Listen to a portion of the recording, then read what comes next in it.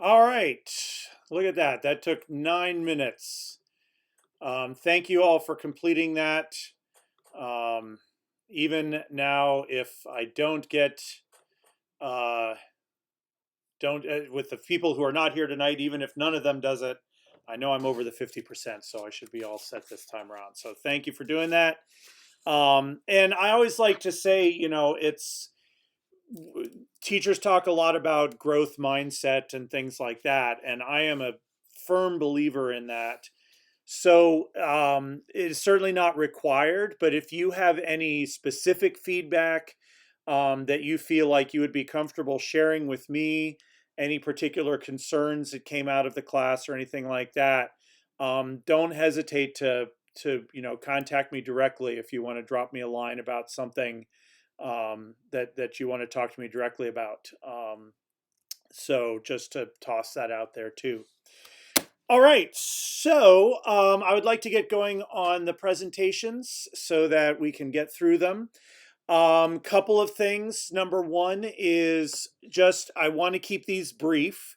There are 11 of you here now, so even if everybody does, the full 4 or 5 minutes, we're still talking 45 minutes or so there. So I don't want this to go on too long. So these are designed to be just very brief, sort of skimming the top of what your projects were, your lesson plan projects. That's what I want us to focus on.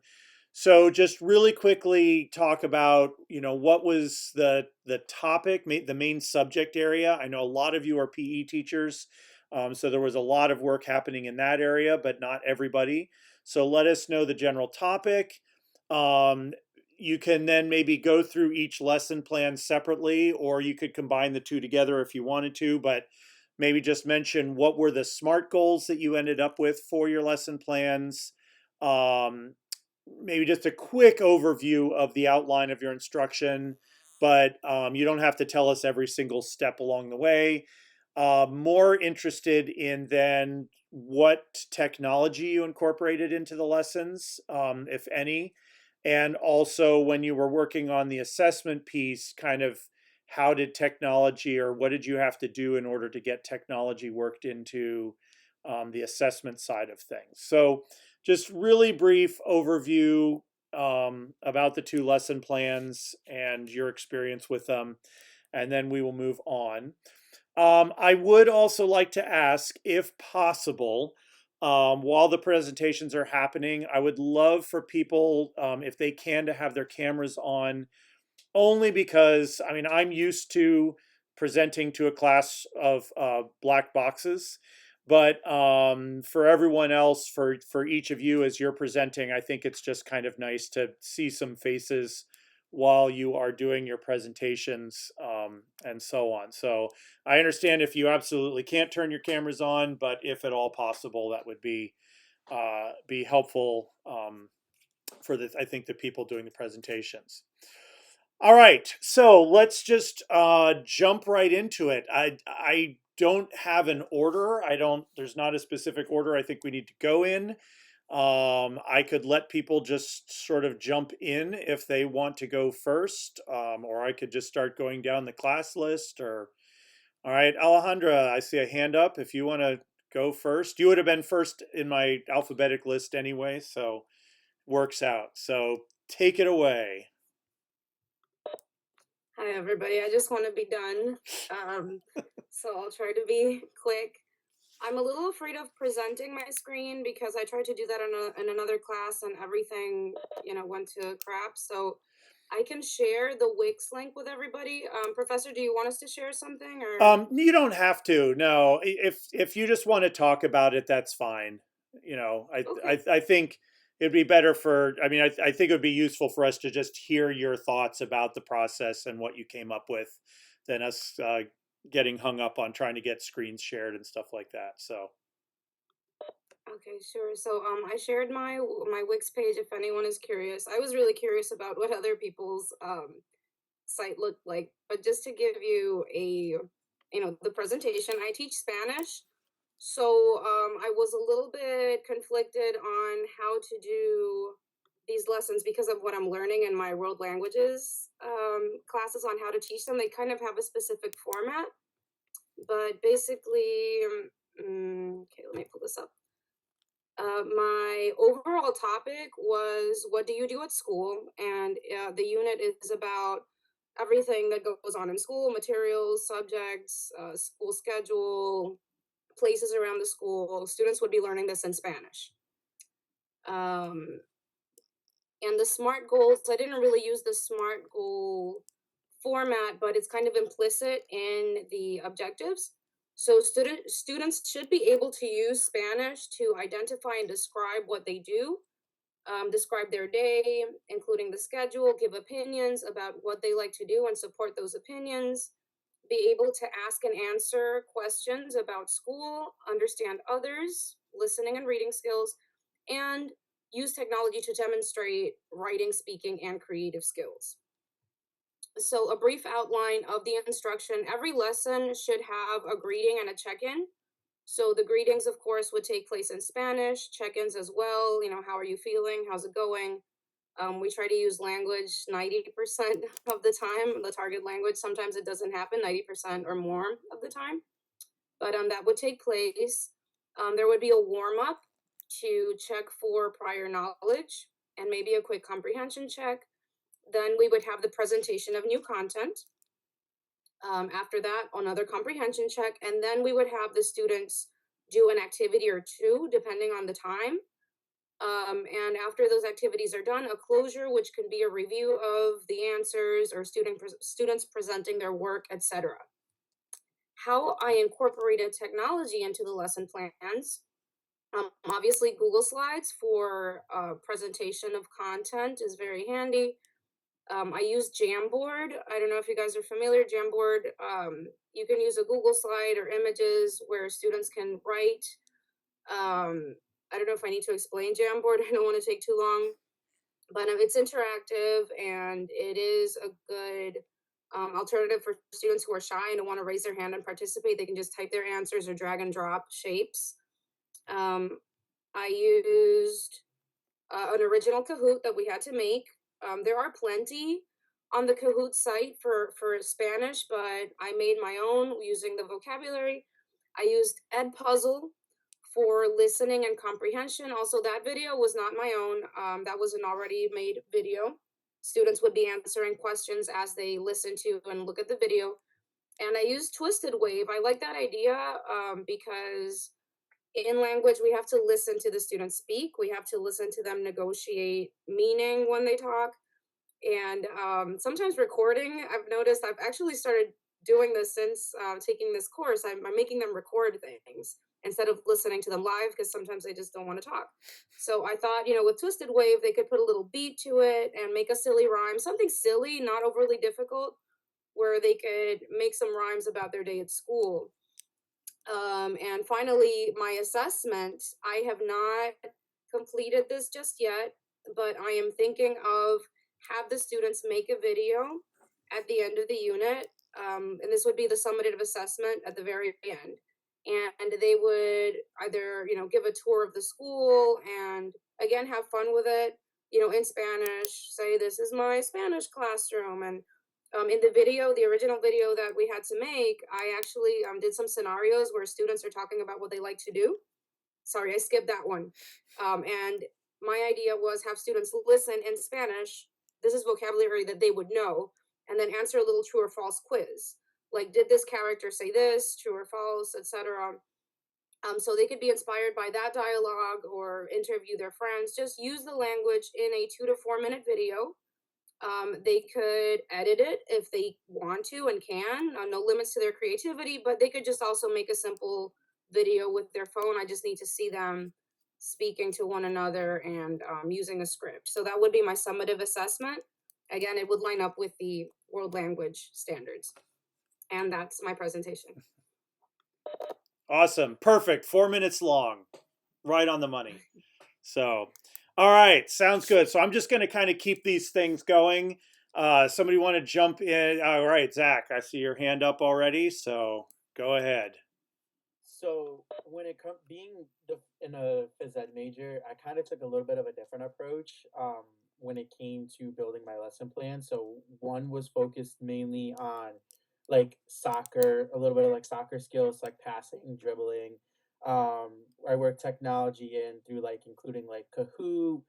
Um, I created my own Kahoot. I also use a little bit of Plickers, which is this it's like an assessment like website that we learn how to use. Gives each student like a unique code. They hold up the code based on like the answer they want to give. You know, some of our devices scan it and then we collect the data. So that's how I work technology into that lesson. But the other lesson plan that I had focused on, I took a little bit of a different approach, and I decided actually creating PowerPoints, um, because we do tend to have a lot of vocabulary when it comes to certain skills that we work on. So I decided to take that approach of like running a lesson based on creating a PowerPoint on the vocabulary in the unit that we're using. um Again, it could be soccer related, or it could be any sport skill related type, um, within the program. And working technology in was like PowerPoint, Google Slides, working with different presentation programs, and then also include like for assessments. Again, same thing. I worked in Kahoot, but I also worked in Quizlet a little bit as well, coming up with like some vocabulary for the students, to kind of study and then test themselves on and see how much they are uh, collecting knowledge based on that vocabulary, especially like with soccer, coming up with like the different pieces that would make like a pass, so like the instep of the foot, you know, what's the proper parts of the foot you want to hit with.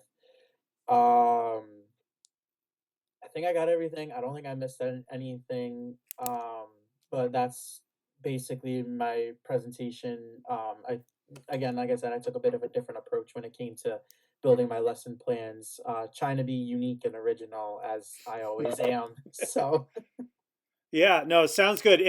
I will actually have to say again, because so many of you are in PE, it was really interesting for me to, because that's an area that not everybody always thinks technology is going to be a good fit for. So it's been interesting to see all of your ideas about how to work technology into things. And I think that idea of using a platform like that to give your students a different way to show their knowledge, can be very useful. So that was a good use of that. All right, that's two down. We got nine to go. Who wants to jump in here next? Megan, I saw your hand go up first, I think. So why don't you take it away, and then Emil will go next, or Emily will go next. All right, hello everyone. So I'm also a PE major, but I took the health route. So I did 2 health lessons. My first lesson was about alcohol abuse and drinking and driving. And my objectives were students be able to understand the risks of alcohol has on the human body and the effects of drinking and driving. They'll be able to realize the effects of drinking and driving and how it can make people feel when a loved one is involved in a drinking and driving situation. And then also they'll demonstrate digital citizenship by working together to create a slogan for drinking and driving. So like the one everyone uses is drive sober, get pulled over. And the way I incorporated technology is students will create it on PowerPoint and use one slide, and the students will be able to create their slogan with different fonts, pictures, and those slogans would be like posted throughout the school, and like it could reach towns, like be posted throughout the town or the city hall or whatever, just to get involved with that technology part. And I like throughout that lesson, I used Look It. It's kind of like Kahoot, just to self-evaluate and use assessments with that. And then for a video, like I used a mock drinking and driving is accident that like was used at a different high school, so students can see that and really feel the emotions of what drinking and driving can do. And this is for like high school students too, around probably do it around prom time because that's when the mock incidents happen. And then my other lesson, it was focused on healthy eating and the risk factors for obesity. And my objective, students be able to list the risk factors and dangers for obesity and create goals to reduce the risk of obesity in the culminating activity as each group presents a poster. Once again, it could be a poster on paper or through Google Slides, which is basically like PowerPoint, but groups can work on it all at the same time, which is very useful if someone's working from home or someone's out sick, they can still know what's going on. And I also use Kahoot with that for checking for understanding throughout the lesson. Then a YouTube video I use to talk about more obesity and just the effects of it through other people's experiences. And my assessment at the end, I never created one, but I would have made a summative assessment for in class, would have been on paper. And then for technology in the class, I would have made it online with the same format. And like the students would, like their laptops would face me so I can see if they're like cheating or whatever, pulling up anything. And that just like prevents any cheating and like messy handwriting. I'll be able to read it easier. And then for the asynchronous class, I would just proctor the exam online so students can't cheat online when they're at home taking it. And that is it for my presentation. All right. Yeah, and I should say, because a couple of you have mentioned this, I know several of you are still finishing up your assessment assignments from the past week. So yeah, if it's not complete yet, don't worry about that. You still have another week to get all of that wrapped up. So in terms of the presentations tonight, you can just kind of talk about where you currently are, what your current thoughts are. But I do know that for several of you, that piece of the class is still completing. So, all right. So I think, Emily, I think you had your hand up next. So why don't we jump on over to you? Hi. So I'm also a PE student. So I did my unit on resistance training. So I split my lessons into upper body days and lower body days. Um, the SMART goals that I focused on were specifically learning the technique for 3 upper body and then 3 lower body, and then cognitively being able to explain 3 benefits of resistance training. So what the brief outline is, obviously you have your like introduction, overview, review of anything previously learned, and then we would go into a brief teacher demo slash like YouTube PowerPoint demo, and then students can spend most of the time actually practicing the exercises. And then towards the end of class, they would actually use the app Huddle. Most of us know it. It's like an app where you can record yourself and then add lines or circles or fonts or whatever to areas that might need improvement or areas of strength. And then they would then submit that to me, and that's what I would use to like do their assessment. And then they also had homework. So their homework was to go on Flipgrid, which is like a video website kind of thing. And they would have to post a video explaining 3 benefits of resistance training and then respond to at least 2 classmates. So that kind of gives them a little different interaction outside the classroom. And then, so obviously I use Huddle and Flipgrid. And then for like the technology assessment, I decided that during like the culminating activity to use Padlet, which is like almost like an online like bulletin board where it would be like different levels, so level 1, level 2, level 3, and students throughout the class would go up and put their name where they think they fall, and then throughout like the activity or the lessons, they can move up each level depending how like much better they were getting. And that's pretty much it. All right. All right. Thank you. Yeah. All right. So it's interesting because there's obviously a lot of crossover between different technologies that people have found, but it is also kind of eye-opening at the same time to see how little overlap there is. Like there are so many apps out there. There's so many different little technology tools that it's part of the reason I wanted to do this was just to kind of maybe give everybody a chance to hear some things that maybe they weren't aware of that they might want to check out because there's a lot out there, and I mean I don't even say that I know what half of what's out there, but it's always good to sort of hear what people are using and how they're using it. All right, let's keep the ball rolling here. Donovan, I saw that hand go up there, and then Ashley will go to you next. So Donovan, take it away. All right, so I'm also a PE major, but did mine a little different. I actually did most of my um my lessons on how to use technology in physical education with like in activity and exercise. So like my first lesson was about using like pedometers, speedometers, heartbeat monitors, all within physical education. So I would have the students like perform an activity or an exercise that get heart beating, have them record it online through collaborative Google Docs, so they could communicate with each other, along with being able to record on technology.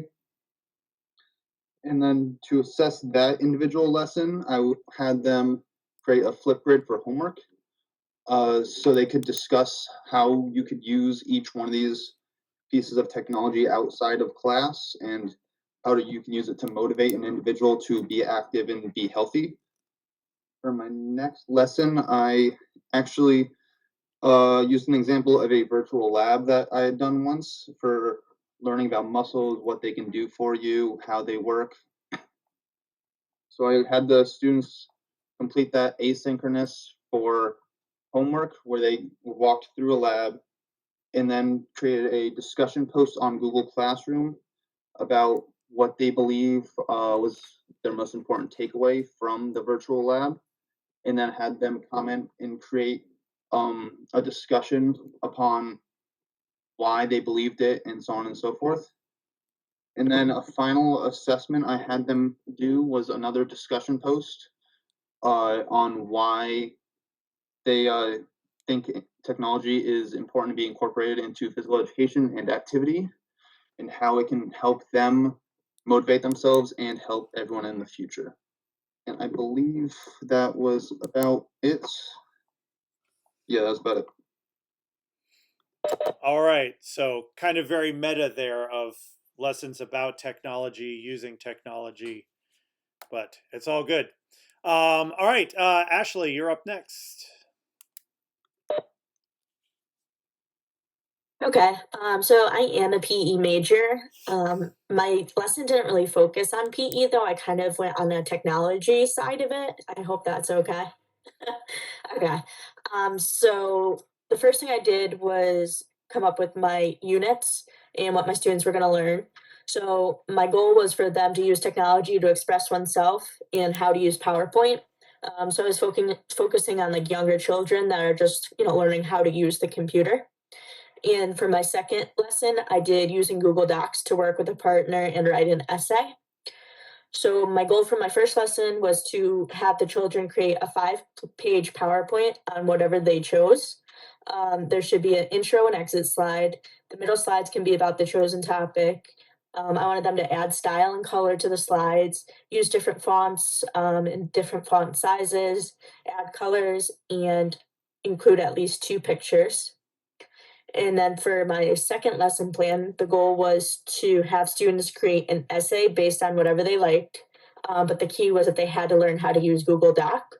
So one student would do the opening paragraph and one will do the closing. And then each will have one paragraph in the middle. And the goal is to learn how to use Google Docs and how to use it while also working with another partner. Okay. And then for my outline, so I introduced the lesson, I showed the students how to use PowerPoint, answer questions, and have students make up their own PowerPoint by the end of the lesson. And then for my second lesson plan, I had them introduce the lesson again, have them create a Gmail, teach them how to add a friend to the document, and then write 2 paragraphs each, and then change the font and the style, and teach them how to make a essay that is double spaced. And how I incorporated technology, I used PowerPoint, and then I also use Google Documents. So I was teaching them how to use them, and I wanted them to be able to use them like me. And then the technology I used for assessment, like a lot of people, I used Kahoot. So I made up a Kahoot on how to make a PowerPoint, and the children would be able to use that. And then, like Emily, I also used Flipgrid. So the students would get a prompt, they would make a video connected to that prompt, and then their teammate or their classmates had to comment back with a video. So that was a good idea. And then I also used a Bookit too. So it was a little different than Kahoot. So that was good because I've never used that one before. And that's about it. All right. Yeah, it's we can get caught up in the flavor of the month thing, but it is always nice. Kahoot really kind of took over a couple of years ago, and everyone was using Kahoot. Um, and even if it's another app that really does the same thing as Kahoot, sometimes it can be nice to have options, just because your students get kind of fatigued if they're using the same platform all the time in all their classes. So having something like a Blooket or things like that basically do the same thing but do it in slightly different ways can sometimes be a good way to kind of re-engage the students, if they're getting a little burned out on one particular platform. So again, having a bigger toolbox is always a useful thing to have. So all right, thank you, Ashley. All right, we are past halfway. Let's see, Connor, I see a hand up there. And then Nick will go to you, Nick G. All right, but Connor, why don't you take it away? All right, so I am also a PE major. I focused my lesson on badminton. I kind of just wanted to have the students understand how to do the motions and the different types of shots and understand the rules of the games. So I started off my lesson with a jam board, and it was just kind of like, what do you know about badminton? Where they could go and they could post, and that way that students all get a chance to share what they know, what they don't know, and then they have a resource that they can access at any time if they're like, oh, I don't know what this is. Let me see if anyone else knows. And they can access the Jamboard.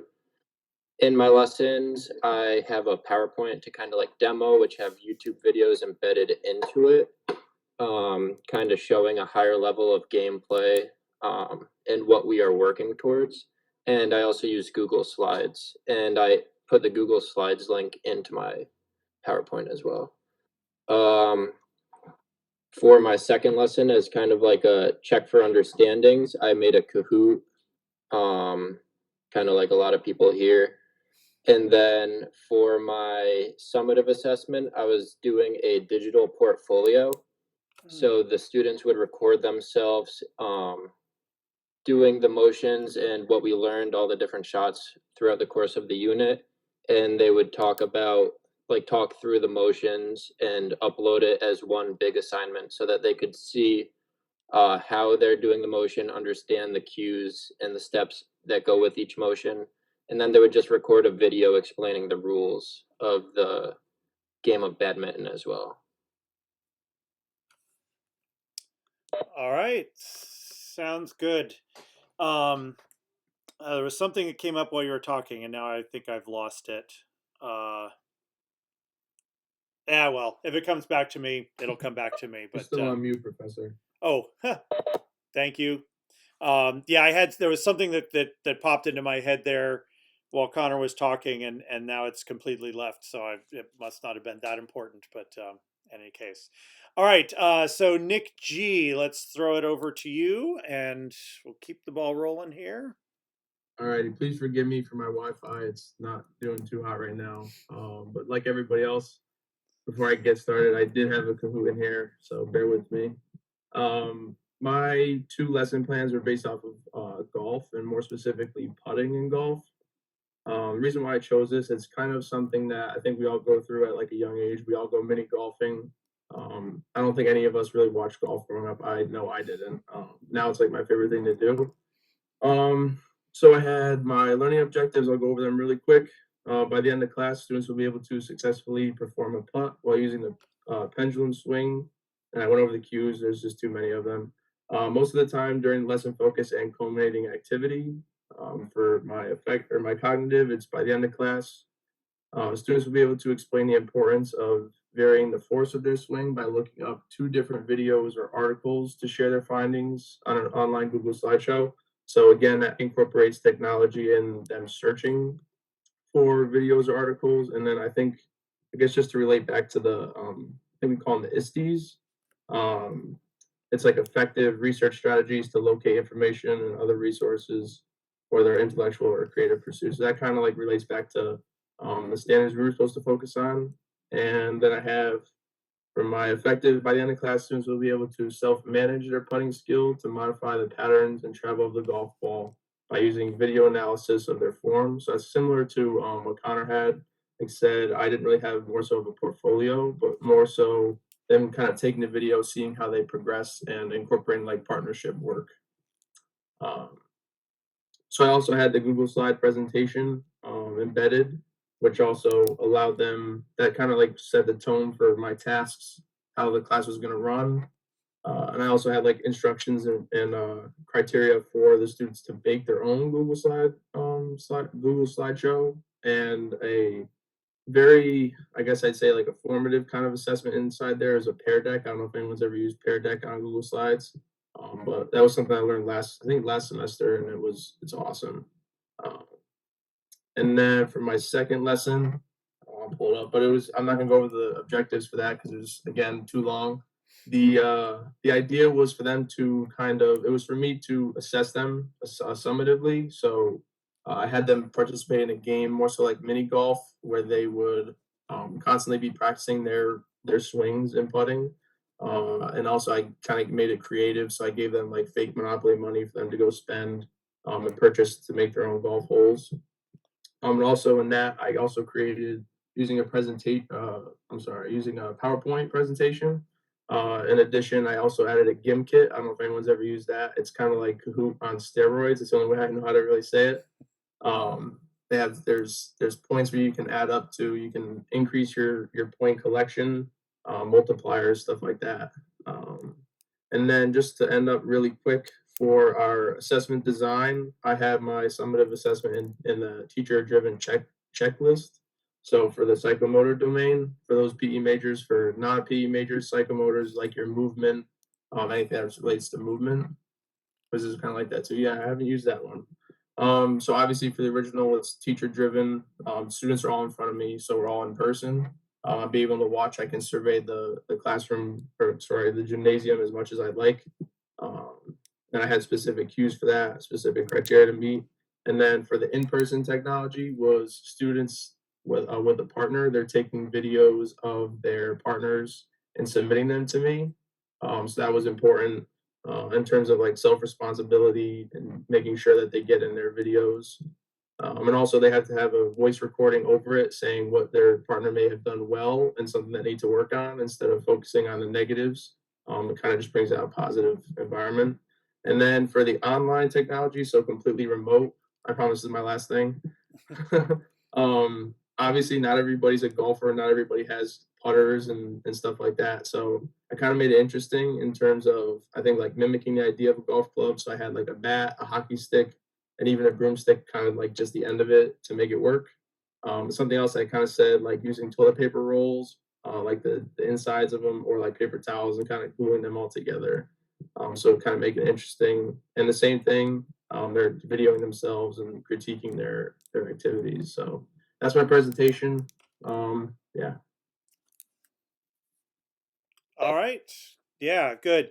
Yeah, and again, even more options. And Alejandra put quizzes also. You're muted again, Professor. Sorry. Yeah. So yeah, again, having the options. So like even Alejandra put quizzes is another uh, type of thing for doing those sorts of assessing things. So yeah, there's so many options out there. It's hard to know where to even start. All right, I think we are down to the last few, and I saw, let's see, I think I saw Nick's hand go up first, and then I saw Megan, and then Belle, you'll finish us up. So Nick, why don't you go ahead? All right, so I'm also a PE major, and I focused on overhand throwing, specifically for elementary school.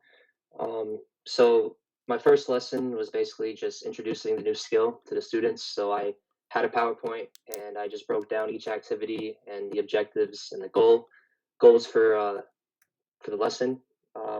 So the first objective was that students would be able to display the proper cues of overhand throwing. I listed the cues by hitting a target at least 3 out of 5 times. Then the second objective was students will be able to work together in teams to figure out what needs to be done to like use the proper cues, and that ties into my second lesson plan. In my second lesson plan, I incorporate technology by having a station where the students will use an iPad to record themselves throwing at a target, and then their partners will analyze that video using a checklist. And at the end of that lesson, I'll also review the video and use that same checklist to make any comments that I see. And then I included a video in my PowerPoint of me actually breaking down like a Major League Baseball player throwing, and I talked about the different cues that they were using in their throw and how that ties into our class and why it's important to use the proper cues to prevent things like arm injuries. And what else did I do? I think, what else am I missing, Professor? Am I missing anything else? I think you hit most of it there. Yeah, no, I think that's got it. All right. Unless there's anything else you want to add. You're good. Yeah, and that. Well, yeah. All right. All right. Thank you, everyone. No. If you had something else, no, I'm good. So you're good. All right. Yeah. All right. Thank you, Nick. All right. So Megan, I believe you are next. Yeah. So I'm a PE major, but I did my 2 lessons on health as well. And the first one, I did it on mental and emotional health. So I just had a PowerPoint and it would include all the information. So students would just be taking notes on that throughout the class. And then at the end, they would have a group project. So they would get into groups of 3 and create a presentation using Mural, which is something that's very interactive and you can use with like a lot of people. So you just share a link and then everyone can get onto it. So they would add notes to the presentation. They can add, so I want them to give 3 examples of mental health issues and ways to solve them, and then 3 examples of emotional health issues and ways to solve those. And then they can add pictures or videos. And then at the end of class, they'll present it to everyone. And I think that's a useful tool, especially like during COVID, if you have to go online for classes, or I don't know if they do for snow days, you can do an online class instead. So that would be useful. And then for my second lesson, I used Google Slides instead of PowerPoint just to switch it up. And I would basically have them do the same thing, but instead of just taking notes, they would do a discussion post in Google Classroom as well about, I would give them a question and then what was on the PowerPoint. And then at the end to assess them, I would use a Kahoot as well, like everyone else, and basically just test their knowledge of what they learned from the content in the Google Slides. And then there's some questions in there that they probably wouldn't know, but I want to see who would get them right and who would get them wrong. Those are my 2 lessons. All right. Thank you. And last but certainly not least, Belle, take it away. Hello, my Wi-Fi is also bad. I live in a cabin. Oh. All right. So I'm also a PE major. My 2 lessons were focused on attacking using the forehand and backhand in tennis and the overhead serve. So for the beginning, I would use a flip grid to share what you know about. I think someone kind of already did something similar to that, but share what you know about tennis, and then watch and then share and respond to other people's flip grids and share with them things about tennis. For attacking using the forehand and backhand, I would project the cues on the wall because I feel like in PE we go over at the beginning and then it's not often like projected throughout the whole time. And then another assessment for that would be having students record each other and then make corrections on either like Go React or any of those other apps that you can kind of draw pictures of like the mechanics and stuff like that. So peer feedback. And then for the overhead serve, also similar using the cues. But I would also have them watch a video and then at the end, like watch a video of like someone who has a good serve. And then at the end of the lesson, they would have to find their own video of someone who's not a professional tennis player, of somebody who has a good serve, and then also a bad serve, and write, or like not bad, but like needs improvement. Um, and then they would have to write a little paragraph about improvements or things that are good about it.